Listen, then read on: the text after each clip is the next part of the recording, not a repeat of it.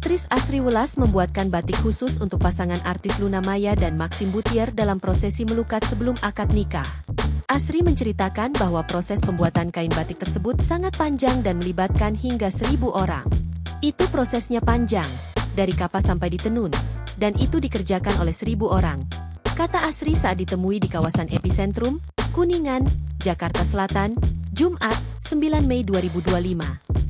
Dalam upacara tersebut, Luna Maya dan Maxim Butier mengenakan kain batik berwarna coklat pupus dari koleksi Denyut Semesta. Asri mengungkapkan bahwa kain tersebut dibuat berdasarkan permintaan khusus dari Luna dan Maxim. Sementara itu, Maxim ingin ibunya turut hadir secara simbolis dalam momen istimewa tersebut dengan foto yang dilukis dalam kain itu. Asri juga membeberkan fakta menarik bahwa pewarnaan pada kain batik tersebut menggunakan warna-warna khas dari 11 suku Dayak di Kalimantan. Di kain itu, kami membuat pewarnaannya pakai warna dari 11 suku Dayak di Kalimantan.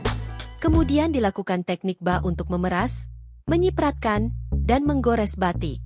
Lalu ada teknik tik, yang merupakan simbol, ucap Asri. Download Tribun X sekarang, menghadirkan lokal menjadi Indonesia.